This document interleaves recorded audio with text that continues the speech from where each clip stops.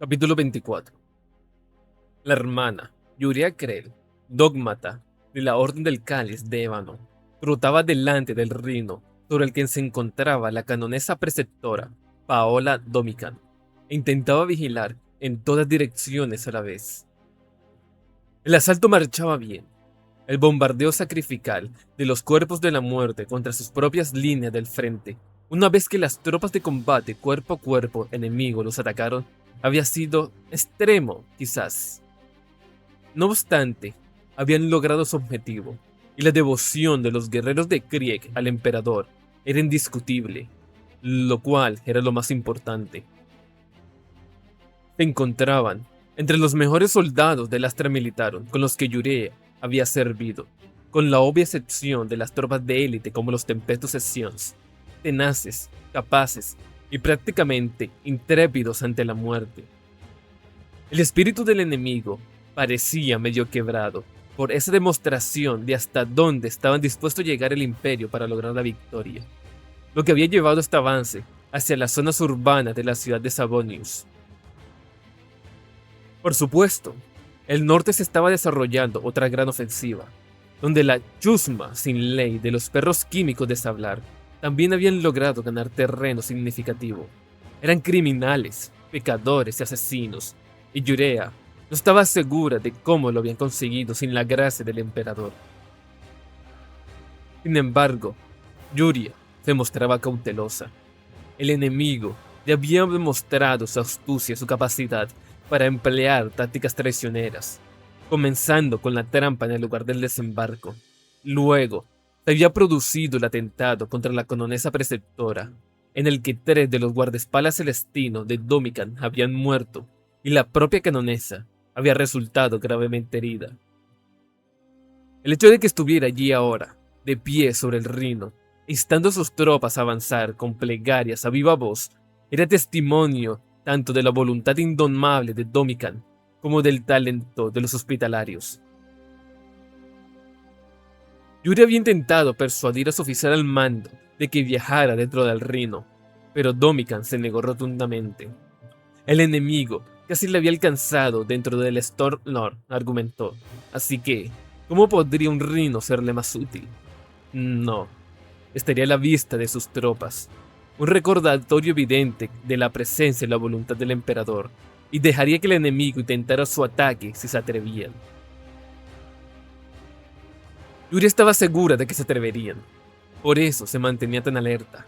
Era imposible que un traidor pudiera infiltrarse entre la tropa reunida a su alrededor, y sin embargo, solo un necio confiaría en sus posiciones sobre los siervos del caos.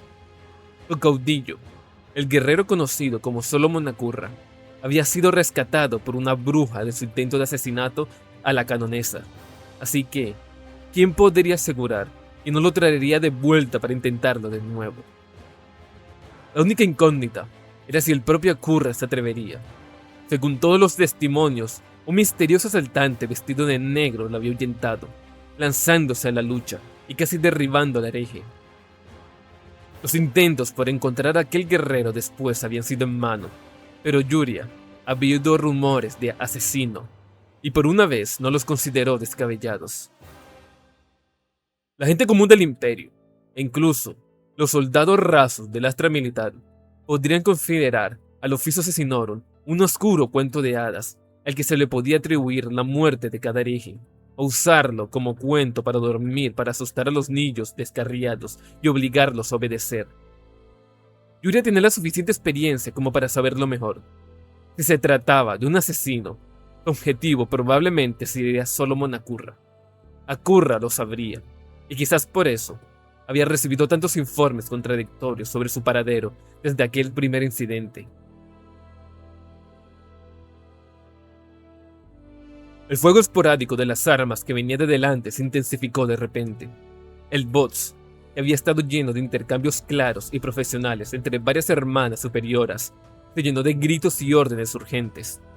Yuria escuchaba atentamente, lista para intervenir ante cualquier comportamiento impropio de un miembro del Cáliz de Ébano, como era su deber como dogmata.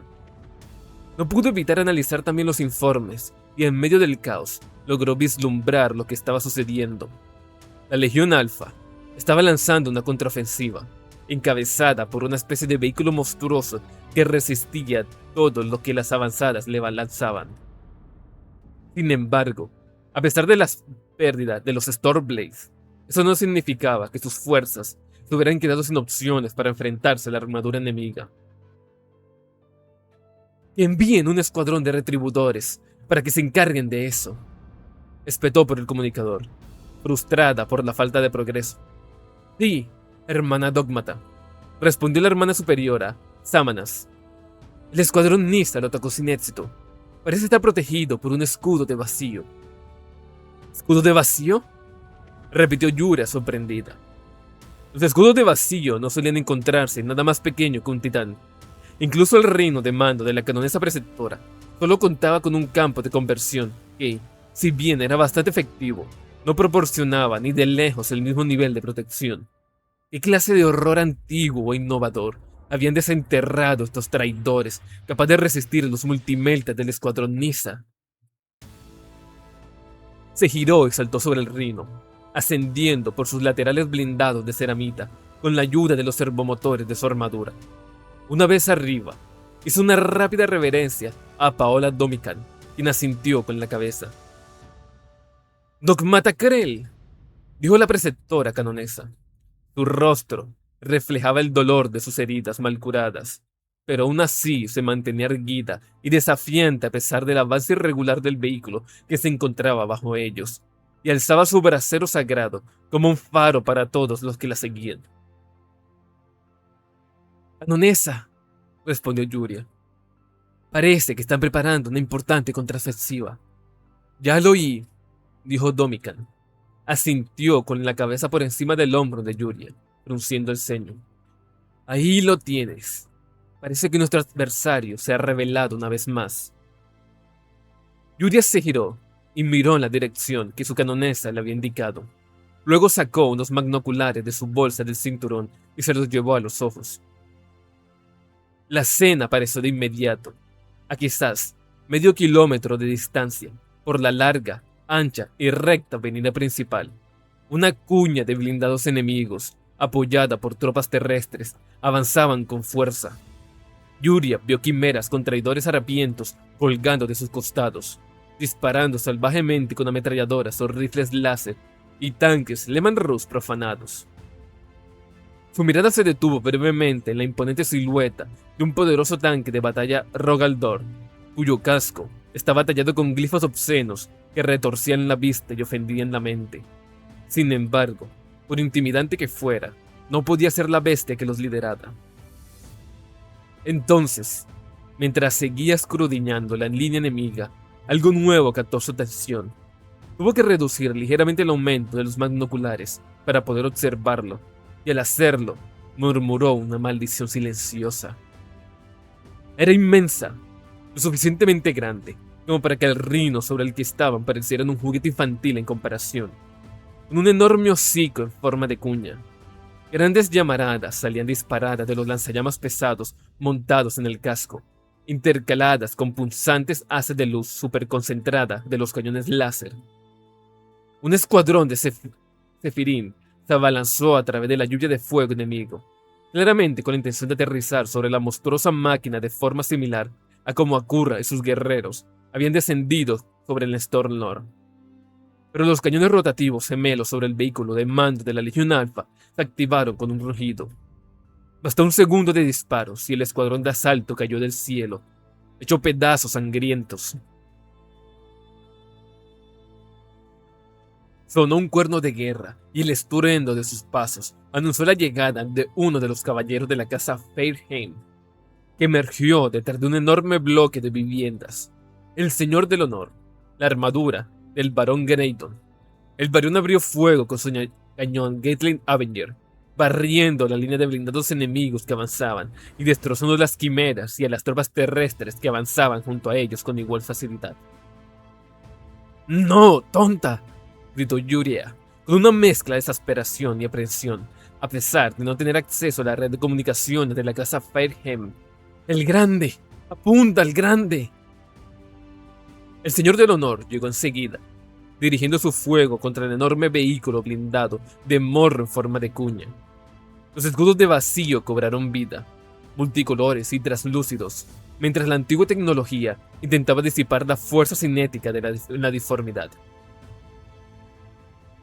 El Señor del Honor también abrió fuego con sus lanzacohetes montados en el caparazón, y el terrible estridente sonido del cuerno de guerra resonó de nuevo mientras el gigantesco objetivo desaparecía en una nube de humo y polvo, y el barón Graydon rugía triunfante. Fue algo efímero. La explosión que emanó del vehículo de la Legión Alfa no fue visible como tal, ya que no hubo fogonazo ni haz de luz actínica. En cambio, el aire entre este y el caballero simplemente vibró brevemente, como si estuviera atrapado en las garras de una bruma de calor instantánea e intensa. Las tropas terrestres de Skitarii, que seguían al Señor del Honor, no solo murieron en cuestión de segundos, sino que se desintegraron, reducidas a sus átomos componentes por la energía liberada. Yuria observó con horror cómo el Señor del Honor comenzaba a fundirse, su antiguo metal brillando al rojo cerezo y perdiendo su forma. Las articulaciones de las rodillas se fusionaron y las piernas del caballero comenzaron a deformarse y doblarse. El rugido zumbante de su sierra de cadena Reaper se cortó cuando los mecanismos dejaron de funcionar. Luego, la tolva de munición del cañón Gatling explotó al detonar dos proyectiles en su interior, y la enorme máquina fue lanzada de lado sobre sus patas inestables. El Señor del Honor se movía con dificultad, pero logró mantener el equilibrio por un instante, justo después de que dos rayos láser se clavaran en su núcleo y perforaban su reactor. La noble máquina de guerra explotó, desintegrándose en pedazos deformados y retorcidos que cayeron sobre las filas imperiales, dejando una sola pierna en pie como un improbable pilar. ¡Magia negra!, espetó Yuria. Un arma melta antigua y de poder temible, la corrigió Domican con semblante adusto. Un diseño utiliza la agitación subatómica del objetivo, en lugar de las reacciones de fusión en miniatura que se producen en las armas de nuestra orden. No obstante, hay que neutralizarla. La canonesa preceptora activó su comunicador. Soy Domican. Quiero que el apoyo aéreo que nos queda converja junto al oeste de mi posición y ataque la armadura enemiga, dando prioridad al vehículo más grande que se encuentra en el centro. Tus defensas antiaéreas parecen formidables, señaló Yuria, alzando su masa de los justos. Cómo ansiaba acercarse a aquel monstruo y abrirse paso a golpes. Sin embargo, aunque su fe en el emperador era fuerte, dudaba que fuera suficiente para protegerla de un arma capaz de derribar a un caballero guardián. Además, en ese momento su lugar era junto a su canonesa para protegerla. Entonces veremos cuánta munición trajeron consigo los herejes, dijo Domiki con sencillez. Un vehículo de esa envergadura es sin duda el transporte personal de Akurra. Aunque no esté adentro, su destrucción tendrá un valor que va más allá de simplemente eliminar su potencia de fuego del campo de batalla. Por muy depravado que sea el enemigo, nunca subestimes el impacto psicológico de destruir un símbolo que el adversario aprecia profundamente. Yuri abrió la boca para expresar su acuerdo y comprensión, y el aire sobre ellos se convirtió en una locura. No se trataba de los destellos de luz apenas visibles y efímeros que proyectaban los escudos del vacío. Era una grieta abrasadora, un desgarro en la realidad que lo bañaba todo, en un resplandor enfermizo y chillón, y de esa grieta caían figuras sacadas de pesadillas. Garras perversamente curvadas, de largo del antebrazo de Yuria, sobresalían del guanteletes blindados y ardían con una llama antinatural que reflejaba en los pozos que servían de ojos a estos demonios. La armadura, que antes no era muy diferente a la suya, ahora estaba retorcida y llena de púas. Aullaban al caer, aullaban como la muerte de las almas, un ruido a la vez animal y mecánico, por lo que era imposible discernir si provenían de las protuberancias que antes habían sido mochilas propulsoras o las propias gargantas de los demonios. Para su eterna vergüenza, Yuria se quedó paralizado un instante. No era por miedo, pues no veía nada racional en ello. Ningún concepto de cómo su muerte podía estar cayendo del cielo hacia ella. Era simplemente conmoción, mientras su mente intentaba procesar lo que sucedía, forzar la locura que presenciaba a encajarla en algún marco de referencia que pudiera comprender. Yuria Krell había visto horrores antes, pero no allí. Los enemigos a los que se enfrentaban habían sido herejes humanos que portaban símbolos repugnantes y cantaban obscenidades, o la forma más primitiva de mutantes, como los que podrían encontrarse contaminados las profundidades de cualquier ciudad colmena. Había visto el cadáver de uno de los marines espaciales enemigos,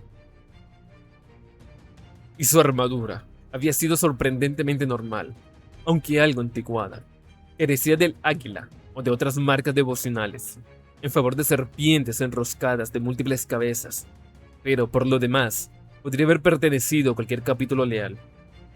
Entonces el enemigo reveló su verdadera cara y tenía colmillos. A pesar de las heridas de la canonesa preceptora, ella reaccionó primero. Paola Domican gritó con justa ira, y el brasero sagrado que portaba estalló en una llama purificadora que se elevó hacia el cielo en una furiosa columna. Uno de los demonios enemigos fue incinerado, reducido a cenizas en un instante, pero los demás esquivaron la explosión y cayeron. 7 pares de garras, que alguna vez fueron las botas de ceramita de orgullosos guerreros, se clavaron en el casco del Rhino y comenzó la matanza. «¡En el nombre del emperador!», bramó Yuria, blandiendo su maza de la justicia contra la figura de pesadilla más cercana. No le importaba que se tratara de un marine espacial corrompido, uno de los guerreros más poderosos de la galaxia, transformado por fuerzas impías en algo aún más salvaje y primitivo. Había sido criada y entrenada para combatir el mal donde quiera que lo encontrara, y ahora se le había presentado ante ella. La emperatriz dirigió su golpe con velocidad y fuerza, y la enorme figura con garras que tenía delante se desplomó, con las energías crepitantes que rodeaban la cabeza de su masa de poder destrozaron la monstruosa amalgama de cráneo y casco que se alzaba entre las sombreras con bordes dentados. Yuria gritó con ferviente alegría al ver perecer a un sirviente del gran enemigo en sus manos, pero un grito a su espalda le arrebató el aliento. Se giró bruscamente, pero ya era demasiado tarde. China y Renko, las supervivientes de la Guardia Celestina, del intento de Akurra de asesinar a la canonesa, estaban siendo abatidas. Sus armaduras y escudos no eran rival para las garras que las atravesaban desde múltiples direcciones. Sin embargo, lo más aterrador de todo era que la propia Paola Domican era elevada hacia el cielo por las energías aullantes de los propulsores de 2 de los demonios, mientras los monstruos restantes saltaban hacia arriba para escapar de la masa de la justicia de Yuria. De alguna manera, por encima del fragor de la batalla, Yuria oyó cómo la coraza de su canonesa se hacía añicos a ser atravesada por garras llameantes. Entonces llegaron los Zephyrin. Aparecieron como la ira del emperador, surcando los cielos a toda velocidad, en mochilas de salto modelo San Leor, con un estruendo de himnos vengativos. Los traidores fueron tomados por sorpresa. A pesar de estar en el aire, y garras viles chocaron con espadas de poder sagradas. La superiora Zephyrin esquivó la embestida de uno de los atacantes de Domican y atravesó el pecho de otro con su arma en divina retribución por la herida que le habían infligido a su comandante. Intentó agarrar a la canonesa con la otra mano, pero el espasmo mortal del vil guerrero la frustró. Se sacudió y Paola Domican cayó, su agarre rozando, pero sin llegar a atraparla del todo, los dedos que se extendían desesperadamente hacia su posible salvadora. A la vista de las horrorizadas tropas imperiales, la canonesa preceptora, Paola Domican, cayó al suelo detrás del Rhino, sangrando y herida, pero no muerta. A pesar de sus heridas, el emperador aún no había terminado con Paola Domican, superando el intenso dolor de sus heridas, gracias a la fuerza de su fe en su señor. Domican se incorporó y se arrastró hacia la seguridad del campo de conversión del Rhino, donde al menos tendría cierta protección contra el fuego enemigo. ¡Alto!, gritó Yuri al conductor por el intercomunicador. ¡Hospitalario! ¡Hospitalario! Las puertas traseras del reino se abrieron con un estrépito, y la hermana, Aitara, de la Orden de la Vela Eterna, salió a toda prisa, con sus herramientas de cirujano listas. Las tropas del Cuerpo de la Muerte que habían estado siguiendo al reino corrieron hacia adelante, impulsadas a proteger a la cononesa con sus propios cuerpos, incluso por su férrea dedicación a la destrucción del enemigo. Justo antes de que el primer trío llegara a Domican, fueron aplastadas por una enorme figura acorazada que cayó desde arriba, uno de los monstruos retorcidos, abatidos por los Ferim. El disparo provino de lo alto, a la derecha del avance imperial. Un único sonido agudo que, de alguna manera, rompió el faragor de la batalla. El casco y la cabeza de Paola Domican estallaron al unísono, y su cuerpo se desplomó hacia adelante sobre el muñón ensangrentado de su cuello. Yuria gritó de rabia y dolor al sentir un vacío en el alma, y cayó de rodillas sobre el reino. Algo pequeño y suave descendió flotando en el aire frente a ella, soltando de las garras de uno de los atacantes de su comandante. Se puso frente a ella, sobre el casco del reino. Aún con los ojos empañados por las lágrimas, Yuria reconoció que se trataba de un trozo de tela arrancado del triunfo del penitente, el antiguo estandarte que colgaba en su vitrina en el puente de la hija de la fe. Iringa Draen se apartó de la ventana de bloques de vivienda y se echó el rifle de francotirador al hombro con satisfacción. Según los registros de la Legión Fantasma, el arma había sido confiscada a un explorador de los marines espaciales de las espadas del emperador, 87 años estándar antes, y no parecía haber sido usada desde entonces. Sin embargo, en cuanto la vio en la armería, supo que era justo lo que necesitaba. Su cañón alargado, la baja cadencia de disparo del cargador y su tamaño le hacían inadecuada para el combate irregular. Pero para abatir a un comandante enemigo a larga distancia con un solo disparo, era prácticamente insuperable. La herramienta adecuada para el trabajo adecuado, como debe ser. «Romauster», gritó por radio, dirigiéndose a la escalera. «Objetivo eliminado».